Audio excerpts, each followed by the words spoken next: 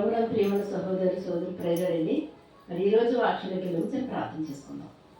మోహనుతురా మహాగండ సురక్షిత నాద పరిశుద్ధాత్ముడా, ఆకాశాన్ని భూమిని సంస్థాన్ని సర్వాన్ని సృష్టించిన సృష్టికర్తానికి స్థుతి నీకే మహిమకి కానీ తెలుస్తున్నాను తండ్రి. నాయన ఆకాశ విశ్వాసం పోని పాత పెట్టుకొని పాస్తున్నది ప్రార్థిస్తున్నది ఇంతవరకు ప్రభు నాయన ఏసయ రక్షణ నాద ఆరాధనలోని పరిశుద్ధాత్మ నడుపులో మీరు నడిపించిన విధానానికి స్థుతులు స్తోత్రాలు చెల్లించినప్పుడు ప్రభావం వాక్యం చెప్తుండగా అపిత్రమైన నా పెద్దలు అగ్ని చేత కాల్చున్న శరీరాన్ని మరుగుపరచు మానస్వరాన్ని మరుగుపరచు దైస్వరంతో మాట్లాడు దర్శించి ఇంకొక గురించి నినామానికి మహిమ తెలుసుకోమని ఇస్తున్నాను తండ్రి.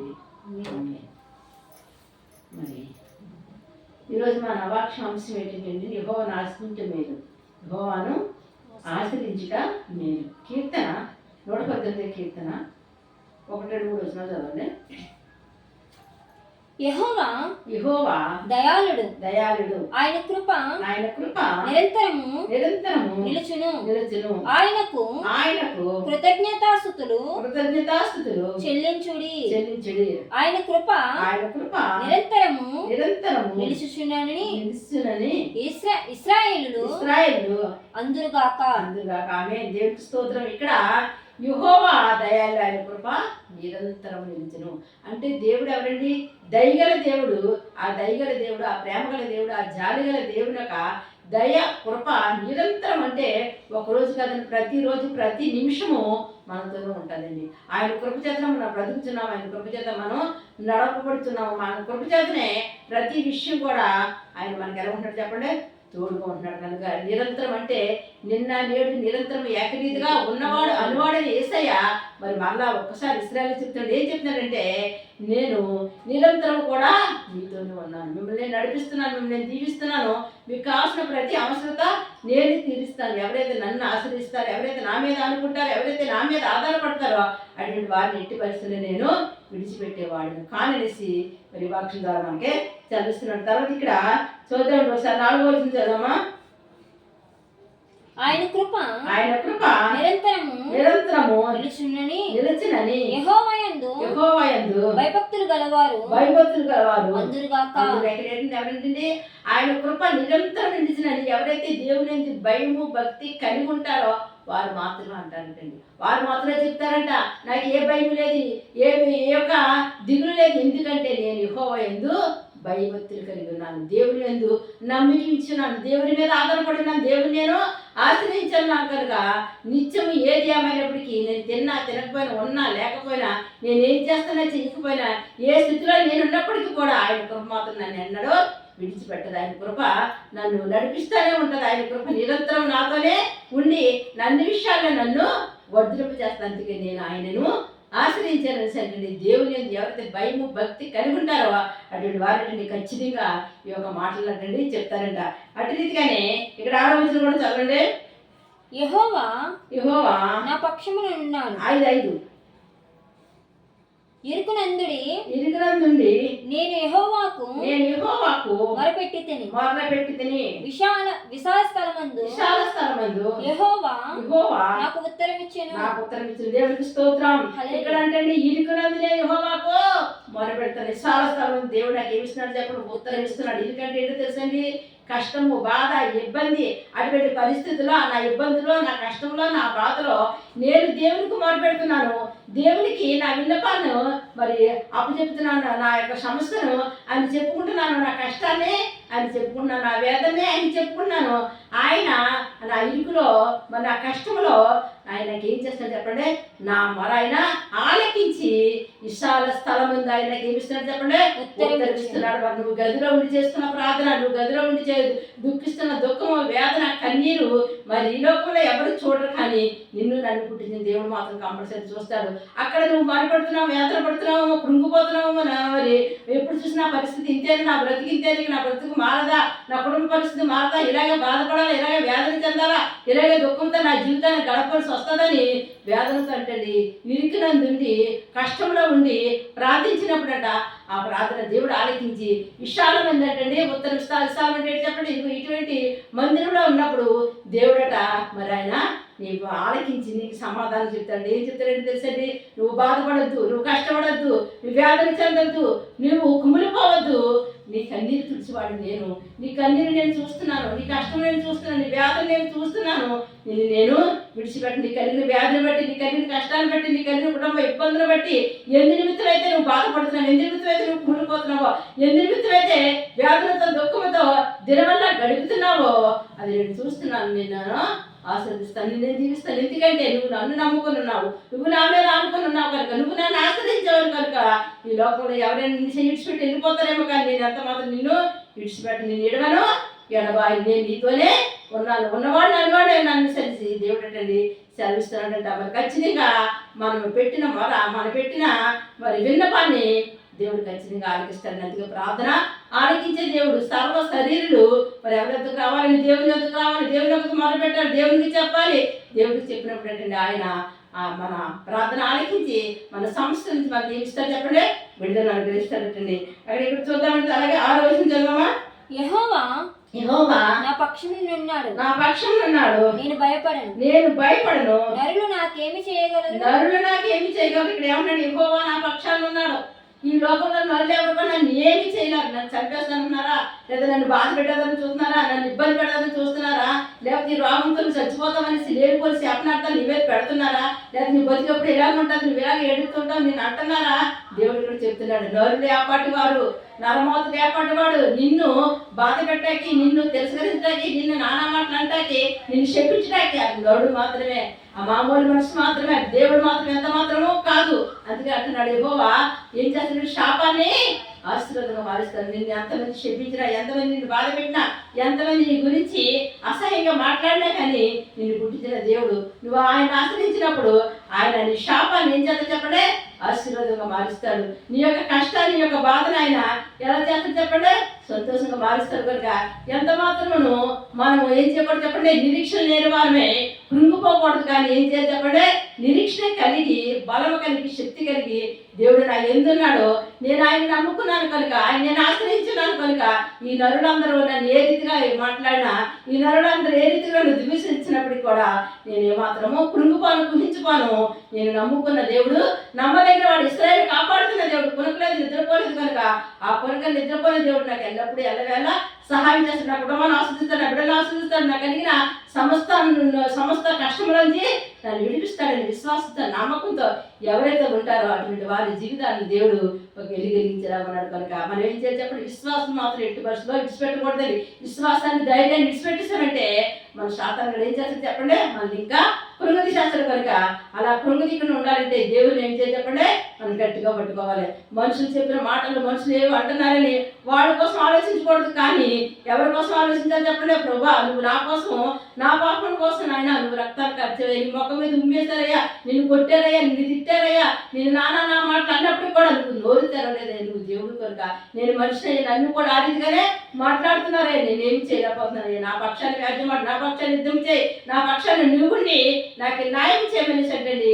ఆ కష్టాన్ని, ఆ బాధని దేవుడి దగ్గర చెప్పుకున్నప్పుడంట దేవుడే ఇచ్చేసేపడే విడుదల అనుగ్రహిస్తాడంటండి. తర్వాత ఇక్కడ చదవండి, 7వ వచనం చదవండి. యెహోవా నా పక్షము వహించి నాకు సహకారై ఉన్నాడు. నా శత్రువుల విషయమైన నా కోరిక నెరవేరుట చూచిదను. చూసి దేవుని నామానికి మహిమ కలుగును గాక. యెహోవా నా పక్షంలో ఉన్నాడు, నాకు ఆయన సహకారంగా ఉన్నాడు, నా తండ్రిగా ఉన్నాడు, నా తల్లిగా ఉన్నాడు. నాకు ఎవరు లేనప్పటికీ ఆయన తండ్రిగా ఉండి, సహకారంగా ఉండి నా కోరిక ఆయన నెరవేర్చిపోతున్నాడు. దేవుని నామానికి మహిమ కలుగును గాక. మన దేవుడు సర్వశక్తిమంతుడు, సర్వాధికారి కనుక ఆయన నిశ్చయముగా అడుగువాటి కంటే, ఊహించేవాడి కంటే అది ఇచ్చివాడే ఉన్నాడు. కనుక ఆయన ఇచ్చిన ఆశీర్వాదాన్ని మనం ఏం చేయాలి చెప్పండి, మనం పొందుకోవాలంటే పూర్తిగా అండి పూర్ణ మనసుతో, పూర్ణ ఆత్మతో ఆయన మీద ఆధారపడి ప్రార్థించినప్పుడు అంటే ఆయన ఖచ్చితంగా నీ కోరికను ఆయన నెరవేర్చిపోతున్నాడు. తర్వాత చదవమా కింద, మనుషులను నమ్ముకొనుట కంటే యెహోవాను ఆశ్రయించుట మేలు. మనుషులు నమ్ముకున్న కంటే యెహోవాను ఆశ్రయించడం మేలు. మనుషులు నమ్ముకొని నష్టపోయావు, మనుషులు నమ్ముకొని ఈ జీవితాన్ని పాడు చేసుకున్నావు, మనుషులు నమ్ముకొని ఈ ఆరోగ్యాన్ని పాడు చేసుకున్నావేమో. కానీ ఇక్కడ ఏమన్నాడంటే మనుషులు నమ్ముడు కంటే యెహోవాను ఆశ్రయించుకునైనా బుద్ధి తెచ్చుకొని, ఇక్కడనే జ్ఞానం తెచ్చుకొని దేవుని ఆశ్రయించి దేవుని మీద ఆధారపడు. ప్రతిదీ దేవుడికి చెప్పు. తెలుసో తెలివి చేసిన తప్పుని క్షమించిన ఆయన నన్ను ఈ శాపం నుంచి పాపం నుంచి విడిపించాయా, ఈ వ్యాధి నుంచి విడిపించాయా, ఈ బాధ నుంచి విడిపించాయా, ఈ వ్యాధి నుంచి నాకు విడుదల దయచేయమనేసి దేవుని అడుగు. దేవుని ఆశ్రయించు. మనుషుని ఆశ్రయించామంటే అంత మాత్రం ఏమాత్రం ఏంటి చెప్పడే ఫలితం లేదు. కానీ దేవుడిని ఆశ్రయించినప్పుడు, దేవుడి మీద ఆధారపడినప్పుడు, ఆయన పాదాలు పట్టుకున్నప్పుడు ఆయన ఖచ్చితంగా ఏం చేద్దాం చెప్పండి, ఆయన జీవించే దేవుడుగా ఉన్నాడండి. అట్లా ఇక్కడ చూద్దామండి, రాజులను నమ్ముకుంటే యెహోవాను ఆశ్రయించడం మేలు. అన్య జనులందరూ రాజును నమ్ముకుంటు కంటే యెహోవాను ఆశ్రయించడం మేలు. ఎవరిని ఆశ్రయించాలంటే రాజులు, అధికారులు, అధిపతులు ఎవరెవరో ఉన్నారు, ఏవో చేస్తారని ఆశతో ఎదురు చూస్తున్నాము, ఎవ్వరు ఏం చేయలేరు. యెహోవా ఆజ్ఞలైతే ఏ రాజులు ఎవరు కూడా ఏమాత్రమో ఏమి చేయలేరు. ఆయన నిన్ను ప్రేమించి, నిన్ను ఆశీర్వదించి, నిన్ను దీవించి ఆయన నిన్ను పైకెచ్చిందా తప్ప కానీ రాజుల వల్ల కానీ మనుషుల వల్ల కానీ నీకు ఆశీర్వాదము దీవెన రాదు. వాళ్ళు ఒట్టి మాటలు నమ్మొద్దు, దేవుని మాత్రమే నమ్ము, దేవుని మాత్రమే ఆశ్రయించి, దేవుని మీద నువ్వు ఆధారపడు. నీకు చేసిన వాగ్దానము ఆయన మాత్రమే నెరవేర్చగలిగిన సర్వ సృష్టికర్త, సర్వాధికారి కనుక ఆకాశాన్ని భూమిని సమస్తాన్ని నోటి మాట చేత సృష్టించిన సృష్టికర్త నీ తండ్రి ఉన్నాడు కనుక, నీ తండ్రి అడిగివాటి కంటే ఎక్కువగా నీకు ఇవ్వడానికి సిద్ధంగా ఉన్నాడు కనుక ఆయన మీద మాత్రమే ఆధారపడు, ఆయన మాత్రమే ఆశ్రయించు. అటు రీతిగా ఇక్కడ చూద్దామండి, ఇక్కడ చూద్దామండి 13వ వచనం. నేను పడినట్లు నీవు నన్ను గట్టిగా తోసితివి, యెహోవా నాకు సహాయం చేయను. యెహోవా నా దుర్గము, నా గానము, ఆయన నాకు రక్షణాధారమైన దేవునికి స్తోత్రం. ఎలా ఉన్నాడండి? యెహోవా నా దుర్గము, నా గానం, ఆయనే నాకు రక్షణాధారమైనాడు. ఎందుకంటే ఇక్కడ నేను పడిపోయినట్లు సైతాన్ని పడగొట్టేసిందేమో, వ్యాధితో పడగొట్టేసిందేమో, సంస్థతో పడగొట్టేసిందేమో, ఏ రీతిగా నన్ను పడగొట్టినా, నా బిడ్డను పడగొట్టినా, నా భర్తను పడగొట్టినా, ఎవరిని ఏ రీతిగా పడగొట్టినప్పుడు కూడా నేను ఎవరున్నారండి నాకు దుర్గమ్మగాను, ఆయన ఎత్తైన కోటగాను, రక్షణ శృంగముగాను నాకు ఆయన ఉన్నాడు కనుక నాకు ఎంత మాత్రము భయం లేదు. దేవునామానికి మహిమ కలుగును గాక. ఏ భయం లేదు యెహోవా యందు అంటండి ఉన్నవారికంటే ఏ భయము లేదంట. పగట వేళ బాణకైను, చీకటి దోషించి తెగులుకైను, మధ్యాహ్నం మంది పాడు రోగముకైనా నువ్వు భయపడకుందు. నీ పక్కన 1000 మంది పడినను, నువ్వు గుడి పక్కన 10,000 మంది కూలిన అపాయం అతను రానివ్వడం. ఎందుకంటే నువ్వు రక్షణ పొందుకుని ఉన్నావు, ఎందుకంటే నువ్వు దేవుని ఆశ్రయించి ఉన్నావు, ఎందుకంటే అనుక్షణము ఆయన పాదాలు పట్టుకుని ప్రార్థిస్తున్నావు కనుక ఏది ఎంత మాత్రం నిన్ను హాని చేయడానికి లేదు. ఎందుకంటే ఆయన చేతి నీడలో కప్పబడి ఉన్నావు కనుక, ఆయన చేతి నీడ కింద ఉన్నావు కనుక నువ్వు దేనికి భయపడక్కలేదు, కానీ ధైర్యం కలిగి నిబ్బరంగా మాత్రమే ఉండగలగాలి. అంటే ఇక్కడ చూద్దామండి 15వ వచనం చదవమా. నీతిమంతుల గుడారాలలో రక్షణ గూర్చిన ఉత్సాహ సునాదము వినబడును. యెహోవా దక్షిణాస్తము సాహస కార్యములు చేయను. దేవునికి స్తోత్రం. ఇక్కడ ఏమన్నా నీతిమంతుల గుడారాలో రక్షణ గూర్చి ఉత్సాహ సునాదం వినబడి రక్షణ పొందుకుని నీతిమంతురాలు అయింది. రక్షణ పొందుకొని నీ గుడారాలు అంటే నీ ఇంటిలో నీవు దేవునికి బలపెట్టినప్పుడు అంటండి, దేవుడు నీకు బట్టి సంతోషించినప్పుడు, దేవుని బట్టి ఉత్సాహించి మరి పాటలు పాడుకుంటూ ప్రార్థన చేసుకుంటూ ఆయన మీద ఆనుకొని ఆధారపడినప్పుడు అంటండి నీ యొక్క గృహంలో ఏం చేస్తుంది తెలుసండి, ఆయన దక్షిణాస్తము, ఆయన బాహు, ఆయన ముఖకాంతంట నీకు విజయాన్ని కలగజేస్తుందంట.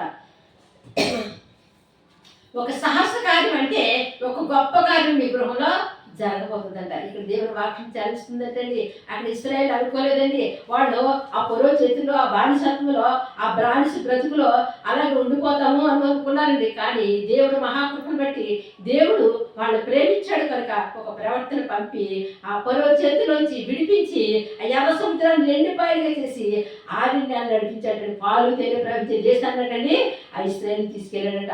అట్టి రీతిగానే నీ పాప బతుకులోని, నీ శాప బతుకులోని, నీ కష్టంలోని, నీ బాధలోని, నీ వ్యాధులను నిన్ను చూసిన దేవుడు, నీవు మంచం మీద పడినప్పుడు నిన్ను ఎవరో మరి వచ్చి నిన్ను చూడకుండా, నేను ఎవరిని చూడకుండా నిన్ను అసహించుకున్నప్పుడు ఆయన మాత్రం నిన్ను కరుణించాడు. అది మాత్రం జ్ఞాపకం చేసుకో. ఏ దేవుని కృపచేతనైతే ఈ రోజు నువ్వు ఇలా ఉన్నావో అది ఒక్కసారి జ్ఞాపకం చేసుకో. ఇక్కడ అదే చెప్తున్నాడు. ఏం చెప్తున్నాడు అంటే ఇక్కడ నీతిమంతుల గుడారాల్లో రక్షణ గురించి సునాదం వినపడుతుందంట. ఎప్పుడు నిత్యము కూడా నేను రక్షించిన తర్వాత, నువ్వు రక్షణ పొందుకున్న తర్వాత, నీకు దేవుడిని వేడి చేసిన తర్వాత నీ గృహంలో ఏమన్నా చెప్పండి సునాదం వినపడాలంట. ఏ కవచాలను లేసి ఏం చేయాలి చెప్పండి, నువ్వు ప్రార్థించాలంటే ఏ కవచాలను ఏ రీతిగా అయితే పక్షులని ఏ రీతిగా అయితే మరి అవి కోత కూస్తాయో అవి ఎలాగైతే దేవుని ఆరాధిస్తాయో అలాగే మనం కూడా ఏం చేద్దండి మొదటి జాముని లేకాలి లేచి ఏం చేయాలి చెప్పండి, ఏ జామునప్పటికీ ఈ రోజున ఆయన ఈ రాత్రి అంతా సుఖనిద్రగా చేస్తే మళ్ళీ ఈ రోజు ఇచ్చావు కనుక ఈ రోజు అంతా అందరూ క్షేమంగా ఉండాలి, నా కుటుంబం క్షేమంగా ఉండాలి, ఈ రోజు ఏ కీడి రాకుండా నా కుటుంబాన్ని కాపాడాలి, నా కుటుంబంలో ఎప్పటి నుంచో నువ్వు మేలు చేస్తావని మేము అనుకున్న పని జరిగిస్తావని ఆశ చూస్తున్నాం కనుక ఈ రోజైనా ఆ గొప్ప సంస్కారాన్ని చూసే కృపను అనుగ్రహించమని అడగాలండి. అందుకే మరి అట్టి రీతిగా ప్రార్థించిన వారి గృహాలు ఏముంటారు చెప్పండి, మరి దేవుని యొక్క సాహస కార్యం అంటే మంచి కార్యము గొప్ప కార్యం చేయడం దేవుడు అంటే అనుకోని రీతిగా ఎవరు ఊహించనమాట అటువంటి గొప్ప కార్యం చేసే దేవుడు నీ పక్షాన్ని ఉన్నాడు కనుక నువ్వు ఆయన ఆశ్రయించి ఉన్నావు కనుక నువ్వు ఆ రీతిగా ఏకమైన జాబులు వేసి ప్రార్థించినప్పుడు దేవుడు కృప చేస్తాడే నిన్ను ఆవరిస్తా. దేవుడు ఆమెకు మహిమ కలుగును గాక. తర్వాత 16వ వచనం కూడా చదవమ్మా. యెహోవా దక్షిణాస్తము మహోన్నతమైనను యెహోవా దక్షిణాస్తము సాహస కార్యము చే యెహోవా దక్షిణాస్తము మహోన్నతమైనను యెహోవా దక్షిణాస్తము సాహస కార్యాలు అంటే మనం కనీని ఎరగని కార్యాలు అనమాట, చూడని కార్యాలు అనమాట. ఇది జరగదు, నీ బ్రతికంటే నువ్వు అలా ఉంటావు, నీ రోగం పోదు, నువ్వు ఆ రోగంతో చచ్చిపోతావు, లేదంటే నీకు ఉద్యోగం రాదు, నువ్వు ఎంత చదివినా వేస్ట్, నీకు వివాహం కాదు, నీకు వివాహం కాకుండా నువ్వు అలాగే ఉండిపోతావు అనేసి ఇలాగా చాలా మంది చాలా శాపనార్థాలు పెడుతూ ఉంటారు, చాలా మాట్లాడుతూ ఉంటారు. కనుక అవన్నీ ఎంత మాత్రం నీకు ఏమాత్రము అవి పనిచేయబడండి. దేవుడు అనుకోని రీతిగా ఒక సాహసకార్యం చేయబోతుంట. ఆయన దక్షిణాస్తం చాపుతాడంటే ఆయన బలమైన హస్తం అండి. ఆ దక్షిణాస్తం ఆ బలమైన హస్తం ఎప్పుడైతే నీ కుటుంబం మీద శాపం పడుతుందో నీ కుటుంబాన్ని కొంచెం శాపం పాపం కూడా యేసయ్య నామంలో కొట్టివేయబడుతుంది. కనుక అటువంటి గొప్ప దేవుడు, అటువంటి శక్తిమంతుడు మరి ఈ ఉదయకాల శ్రావణ దేవుడు మాట్లాడుతున్నాడు. మన దేవుడు ఎవరండి? మాట్లాడే దేవుడు అండి. ఆయన అబద్ధం పట్టక, ఆయన మానవుడు కాదు, పశ్చాత్తాప పట్టక, ఆయన నరపుత్రుడు కాదు, ఆయన చెప్పి చేయకుండా ఆయన మాటిచ్చి స్థాపించుకుంటా. నీకేం మాట ఇచ్చాడో, నీకేం వాగ్దానం చేశాడు, ఏమి చేస్తారని నీకే చెప్పాడో అది ఖచ్చితంగా జరిగిస్తాడు. మరి నువ్వే ఏం చేస్తున్నావంటే నిరీక్షణ లేని దానివే, మరి దేవుడు నేను భయభక్తి లేని దానివే ఉంటున్నావు. ఒకసారి పరీక్షించుకో, నిన్నుగా పరీక్షించుకో. తండ్రి నేను చేసిన తప్పుడు క్షమించిన, ఇకనైనా నీ ఎందుకు భయభక్తులు కలిగి నిన్ను సేవించి నిన్ను ఆరాధించి బిడ్డగా నన్ను మార్చుకోమన్నప్పుడు అంటే దేవుడు ఖచ్చితంగా అది మార్చుకుంటాడు. కనుక ఒక అద్భుత కార్యాలయం చేస్తాడు. ఆయన దక్షిణాస్తాను నీ కుటుంబం మీద ఉంటుంది. ఏ వ్యాధి వచ్చినా, ఏ రోగం వచ్చినా, ఏ కష్టం వచ్చినా, ఏ బాధ వచ్చినా సరే ఈ లోకంలో ఎవరు నేను ఆదుకోవచ్చు, కానీ నువ్వు నమ్ముకున్న దేవుడు మాత్రం నిన్ను ఖచ్చితంగా ఆదుకొని ఆదరిస్తాడు. ఆయన ఆశ్రయించి ఉన్నా కనుక నీకు ఏ కొద్దిగా కూడా ఉండదండి. అటు తెలుగు చదవండి, చూడండి 10వ వచనం చదవమ్మా. 19వ వచనం. నేను వచ్చినట్లు నీతి గుమ్మములు తీయుడి, నేను వాటిలో ప్రవేశించి యెహోవాకు కృతజ్ఞతాస్తుతులు చెల్లించేదను. దేవుని నామానికి మహిమ కలుగును గాక. మరి దేవుడు ఎప్పుడు కూడా నీతి అనే గుమ్మం తీయాలంటే ఎప్పుడు కూడా నీ తలుపు ఏం చేయాలి? తీయబడి ఉండాలి. ఎప్పుడు కూడా తలుపు తీసుకున్నప్పుడు ఏ తలుపండి? హృదయమైన తలుపు తీయబడాలి. హృదయమైన తలుపులో దేవుని యొక్క ధ్యానం వినబడాలి, హృదయమైన తలుపులో ప్రార్థన వినబడాలి, హృదయమైన తలుపులో వాక్యం వినబడాలి, హృదయమైన తలుపులో ఏముండాలంటే దేవుని గురించి ఒక ఆశ ఉండాలి, ఆసక్తి ఉండాలి. అప్పుడు నీ కుటుంబంలో, నీ కుటుంబంలో శత్రువని వాడి రాకుండా దేవుడు కాపాడుతాడు. దేవుడు నామానికి మహిమ కలుగును గాక. మరి ఆయన త్వరగా రాబోతున్నాడు కనుక ఆ రారాజు త్వరగా రాబోతున్న రారాజు గురించి ఎంతమంది అయితే ఇంకా తెలుసుకోకుండా ఉన్నారు, ఎంతమంది దేవుడు ఎరుగుకున్నారో వారి గురించి ప్రార్థించినప్పుడు నీ కుటుంబానికి దేవుడు ఏం చేయగలుగుతాడో చెప్పండి, క్షేమమును కలగజేస్తాడండి. అట్లా ఇక్కడ చదవండి 21వ వచనం చదవమ్మా. నీవు నాకు రక్షణాదారుడివై నాకు ఉత్తరమిచ్చి ఉన్నావు. నేను నీకు కృతజ్ఞతాస్తుతులు చెల్లించేదాన్ని. దేవునికి స్తోత్రం. ఇక్కడ ఏమన్నంటే నువ్వు నాకు రక్షణాదారుడివై ఉన్నావు, నువ్వు నాకు ఉత్తరం ఇచ్చున్నావు కనుక నువ్వు నేను చేసిన ప్రతి ప్రార్థన ఆలకించి దానికి జవాబు ఇస్తున్నావు కనుక నేను నిత్యం నీకేం చేస్తాను చెప్పండి, కృతజ్ఞతాస్తుతులు చెల్లిస్తాను. దేవుడే మేలు చేసిన మేలు ఉపకారం మర్చిపోకూడదండి. కృతజ్ఞతాస్తుతులు చెల్లించాలంటే దేవునికి దగ్గర మరి థ్యాంక్ యూ చెప్పినప్పుడే మనం అంటే అప్పుడు మనము పొందుకోగలుగుతామండి. అటు చదవండి 22వ వచనం. ఇల్లు కట్టువారు నిషేధించిన రాయి మూలకు తలరాయి దేవుడు అమ్మాయికి మహిమ కలిగాక ఒక మనిషి ఒక ఇల్లు కడతాడండి. కట్టినప్పుడంట ఆ యొక్క రాళ్ళని ఆ ఇటుకలు అన్నినట్టండి మంచి మంచి బాగా ఉన్న ఇటుకలు అన్నినట్టు గబగబా కట్టుకుంటూ వెళ్ళిపోతాడంట. అక్కడ పనికిరానికి ఏం చేస్తాడు చెప్పండి, ఒక పక్కన పడేస్తాడంట. పక్కన పడేసిన తర్వాత అది పనికిరాదు కదని ఆ పిల్లలు ఏం చేస్తారు చెప్పండి, దాంతో ఆడుకుంటారు, అలా పడేస్తారు, ఇలా పడేస్తారు, అలాగే చేసేస్తూ ఉంటారు. కొన్ని రోజులు అయిన తర్వాత అండి ఈ బిల్డింగ్ పైకి వేసిన తర్వాత మరి యజమానుడు వచ్చి చూస్తాడని చూసినప్పుడండి అక్కడక్కడ ఏం కనపడుతుంది చెప్పండి, చిన్న చిన్న కన్నాలు కనపడుతూ ఉంటాయండి. అటువంటి సమయంలోనంట మరి పనికి వాళ్ళ రాయిని తీసుకొచ్చండి ఆ కన్నంలో పెట్టి ఏం చేస్తారు చెప్పండి, దానికంటే సిమెంట్ పోతను చేస్తాడంటే దేవుడు నామానికి మహిమ కలిగి అంతగా అన్నాడు. ఇల్లు కట్టుబడి ఏ రాయిని అయితే నిషేధించాడో ఆ రాయి ఎలాగైతే ఉపయోగపడ్డదో అలాగే నీ జీవితంలో నీ కుటుంబంలో మీరు చిన్నచూపు చూస్తున్నారేమో, ఎందుకు పనికిరాని వాడు పనికిరాదని అంటున్నారేమో, నిన్ను పడేస్తున్నారేమో, నేను తిడుతున్నారేమో, నేను కొడుతున్నారేమో, ఎన్నో రీతిగా నిన్ను బాధపడుతున్నారేమో, కడక నీ ద్వారానే దేవుని కృపను అప్పుడు నువ్వు పొందుకుంటా. దేవుడు నామానికి మహిమ కలుగును గాక. ఈ రాయికి ఇల్లు ఇచ్చిన దేవుడు నీకు ఇవ్వకుండా ఉంటాడా? నువ్వు దాన్ని నమ్ముకున్నావు కనుక నేను ఎంత మాత్రం అయినా విడిచిపెట్టే దేవుడు కాదండి. అట్టిది కనుక చదువుతామండి 24 రోజులు చదవమా. ఇది యెహోవా ఏర్పాటు చేసిన దినము, దీని యందు మనం ఉత్సాహించి సంతోషించి ఈ రోజు ఏ రోజు అండి, దేవుడు ఏర్పాటు చేసిన దినము. ప్రతి ఆదివారం కూడా మరి ఎక్కడ రావాలి చెప్పండి, దేవుడి రక్షణ పొందుకున్న నీవు దేవుని సన్నిధి విడిచిపెట్టకూడదు. సన్నిధికి రావాలి, వచ్చాయని ప్రార్థించాలి. ఆ ప్రార్థించినప్పుడు మరి నీ కష్టము, నీ బాధ, నీ వారం అంతా నీకు జరిగిన ప్రతి సమస్యని చెప్పుకున్నప్పుడు మరి ఏం కలుగుతుంది చెప్పండి, నీకు సంతోషం కలుగుతుంది, నీ మనసుకి సమాధానం కలుగుతుంది, నీ కుటుంబంలో ఉన్న అశాంతి కలిగి శాంతి సమాధానం కలుగుతుంది. కనుక మరి దేవుడు ఏర్పాటు చేసిన దేవుని విశ్రాంతి దినం ఎంత మాత్రం మనం ఏం చేయకూడదు చెప్పండి, దొంగిలించకూడదు. ఆ దినాన్ని మాత్రం దేవుని ఆరాధించి దేవుని స్తుతించి ఆ రోజు మాత్రం ఆయన ఇచ్చినప్పుడు ఏంటండి మన కుటుంబంలో ఇంకా నెమ్మది శాంతి సమాధానము కలుగుతుందంటండి. అట్లా ఇక్కడ 25 వచ్చిన కూడా చదవమ్మా. యెహోవా దయచేసి నన్ను రక్షించుము. యెహోవా దయచేసి అభివృద్ధి కలిగించుము. యెహోవా నా పేరట వచ్చువాడు ఆశీర్వాదం ఉండును గాక. యెహోవా మందిరంలో నుండి మేము దీవించుచున్నాము. నిన్ను దేవుని స్తుతి. యెహోవా మందిరానికి ఎదురు రావాలి చెప్పండి, దేవుని మందిరంలో ఆయన దీవిస్తాడంట. ఇది ఎవరి దినం? యెహోవా దయచేసిన రక్షణ, యెహోవా దయచేసి అభివృద్ధి కలిగజేయం. ఏం కలిగజేయం చెప్పండి, దినదినము మన కుటుంబంలో అభివృద్ధి ఉంటేనే, ఆశీర్వాదం ఉంటేనే, దీవులు ఉంటేనే, దినదినము రాబడి ఉంటేనే మనం రోజు ఆ రోజుకి వెళ్తుంది. రాబడి లేకుండా, ఆశీర్వాదం లేకుండా, దీవులు లేకుండా రోజు గడవదు. కనుక మరి ఆ రోజు కోసం మనం ఏం చేయాలి చెప్పండి, ప్రతిరోజు దేవుడిని ఆరాధించడం అంటలేదు కదా, వారానికి ఒక్కసారి సరే దేవుని మందిరంకి వచ్చి ఆరాధించినప్పుడు అంటే దేవుడికి మనము పొందుకుంటామంటండి. నిజంగా దేవుడు అంటే ఆశీర్వాదాలంట మనం నిండుగా పొందుకుంటాడు. దేవుడి కొద్ది మాటలు దీవించుగా ప్రార్థన చేసుకుందామండి. మోహనుతుడా, మహాగంగా సరస్వతుడా, నాదా పరిశుద్ధాత్ముడా, ఆకాశాన్ని భూమిని సంస్థాన్ని సర్వాన్ని సృష్టించిన సృష్టికర్త యెహోవా నీకే స్తుతి, నీకే మహిమ తండ్రి నాయన. నీ వాక్యంతో మాట్లాడేందుకు స్తుతులు స్తోత్రాలు తండ్రి నాయన. ఇదిగో తండ్రి నాయన, నరుని నమ్మిక యెహోవాను ఆశ్రయించి మేలన్నా తండ్రి. ఎవరైతే ప్రభా నాయన రక్షగా నిన్ను ఆశ్రయించి ప్రభా నీ మీద ఆధారపడి కన్నీళ్లు కారుస్తున్నారో వారి కన్నీళ్ళు నాట్యంగా మార్చున్నాయా, వారి దుఃఖాన్ని సంతోషంగా మార్చున్నాయా, వారి వేదన తీసివేస్తుంది నాయన. సంతోష వస్త్రాన్ని ధరింప చేయండి ప్రభా. వాళ్ళ కుటుంబంలో కష్టము, బాధ, వేదన, కన్నీరు వేస్తున్నామో తెలిసివేయండియా. రోగం చేత బాధపడుతున్నారు, అప్పుడు చేత బాధపడుతున్నారు, ఆర్థిక ఇబ్బంది చేత బాధపడుతున్నారు, వివాహం కాక బాధపడుతున్నారు, ఉద్యోగం లేక బాధపడుతున్నారు, ఎవరు ఏ ఇచ్చిన బాధపడుతున్నారో ప్రతి బాధ వేస్తున్నాములో తీర్చబడింది కాక, అడ్డు తొలగిపోను కాక, అద్భుతం జరిగిగా వేస్తున్నాములో పరిశుద్ధాత్మ కృపగల దేవుడు కృప చూపించి, ప్రేమగల దేవుడు ప్రేమ చూపించదండి, జాలిగల దేవుడు జాలి చూపించాయా. దయచేసి విడుదల చేసిన తప్పుడు పొరపాట్లు క్షమించదండి, కనిగిరి చూపించదండి. కుటుంబాలుగా ఆస్వాదించండియా బాబు నాయన.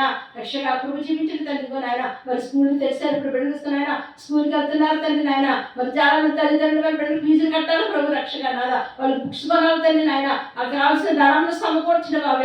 ఆవిడ బుద్ధి కలిగి జ్ఞానం కలిగితండి, మంచిగా బాగా చదువుకునే నాయన మంచి కృపను అనుగ్రహించాడు తండ్రి నాయన. ఎటువంటి దుష్ట ద్రాక్ష వాళ్ళు చదువు అడ్డు రాకుండా ప్రభా వేస్తున్నామో వాళ్ళు గద్దించి బంధించబడిన బిడ్డలు బాగా చదువుకోవడం, ఉన్నతమైన చదువు ఉన్నతమైన బిడ్డలుగా తీర్చిదిద్దే కృప వేస్తున్నామో కలుగురు కాక. బిడ్డలందరూ ఆస్వాదించడం దీవించడం ప్రభా. రాకపోకలందు మీరు ఉండడం ప్రభా. ఇటువంటి క్రిమికీటకాల వల్ల ఏ వ్యాధులు సోకకుండా కాపాడమని అడుగుతున్నాడు. దేవదేకృష్ణ వంశినారు 1 మంది 10 వరకు ప్రతి కుటుంబాన్ని ఆస్వాదించు దీవించమని అడుగుతున్నాడు. ఎవరి కుటుంబంలో ఏ బాధ ఉందో, ఏ వ్యాధులు ఉందో వాటన్ని కూడా వేస్తున్నాము తీసుకుని నడుచున్నాడు. రక్షణ రక్షణ, మారు మనసు మారు మనసు నాయన దైత్యం నడుచున్నాడు. నీ కృప చూపించుకుని నడుచున్నాడు. ఈ రోజు ఎవరికైతే డెలివరీ అవుతుందో నాయన వాళ్ళకి మంచిగా సులువైన డెలివరీ అయ్యే కృప వేస్తున్నాము కలిగి. ఈ రోజు ఎవరైతే ఆపరేషన్ చేయించుకుంటారో తండ్రి వారికి మంచిగా ఆపరేషన్ చేసే కృపను అనుగ్రహించమని అడుగుతున్నాడు. ఈ రోజు ఎవరైతే ప్రయాణం చేస్తున్నారు ప్రయాణం అంతా మీరు తోడు చేయడానికి నీ క్షేమంగా సురక్షితంగా మరి క్షేమం ఇంటికి వచ్చే కృపను దైత్యం నడుచున్నాడు. తల్లి సహాయించండి, దీవించండి, ఆస్వాదించండి నాయన. పుట్టినరోజులు పెళ్లి రోజులు ప్రభు నాయన జరిపించిన పిల్లలు కూడా దీవించి ఆస్వాదించమని అడుగుతుంది, కుమరు కుమరించమని అడుగుతున్నాను తండ్రి నాయన. రక్షణ నాద పరిశుద్ధాత్మ మా యూట్యూబ్ ద్వారా ఎంతమంది వాక్యాలు వింటున్నారు ప్రభావ వాళ్ళ కుటుంబానికి నెమ్మదిని శాంతి సమాధానం కలగజేయమని అడుగుతున్నాను తండ్రి. దీవించడే ఆశీర్వదించమని అడుగుతున్నాను తండ్రి. మా ప్రార్థన గోపురాన్ని ఫోన్ చేసి ఎంతమంది ప్రార్థన చేయించుకుంటున్నారు తండ్రి. తల్లి ప్రతి ప్రార్థన తండ్రి నాయన తను చేస్తున్నప్పుడు ప్రార్థన ఆలకించి వారి సంస్కరణ చేస్తున్నాము కొట్టివేయమని అడుగుతున్నాను తండ్రి. నేను వచ్చిన బిడ్డలందరినీ దీవించండి, ఆస్వాదించండి పరిశుద్ధాత్మ తండ్రి. గర్భలేని బిడ్డలు గర్భాలను అనుగ్రహించండి, వివాహాన్ని బిడ్డకి వివాహాలు జరిగించండి, ఉద్యోగాలు బిడ్డకి ఉద్యోగాలు తెచ్చండి అయ్యా. అనారోగ్యంతో మంచాల మీద పడి లేవలేక మునుగుతున్న బిడ్డలు ఒక్కసారి మీరు ముట్టి స్వస్థపరిచి లేవనెత్తమని అడుగుతున్నాను తండ్రి నాయన. హాస్పిటల్ అనేక విధ రోగాలతో బిడ్డలే ఒక్కసారి కరుణించండి, వాళ్ళకి విడుదల దయచేయమని వినిపించమని అడుగుతున్నాను తండ్రి నాయన. రిక్షా డ్రైవర్ కాడి నుంచి విమాన డ్రైవర్ నాయన మీ కృపానికి కాపుదల నుంచి ప్రతి బండి ముందు మీరుండి వాళ్ళు క్షేమంగా సురక్షితంగా గృహానికి వచ్చే కృప వాళ్ళ చేతులు కష్టార్జితాన్ని వృద్ధిలో తీసుకురండి. చిన్నాపాలను పెద్ద పనులు తీసుకుని బిడ్డలు ఆస్వాదించండి, దీవించండి ప్రభు. వాళ్ళ చేతులు కష్టార్జితాన్ని వృద్ధిలో తీసుకుని అందరినీ దీవించి ఆస్వాదించి తండ్రి నీ నామానికి నువ్వే వైపును ఘనతను ప్రభావాన్ని పొందుకోమని ఏ శక్తివంతుల నామమున ఈ ప్రార్థన అంతా మీకు సమర్పణ చేసుకుంటున్నాం మా పరమ తండ్రి. ఆమేన్. God bless you.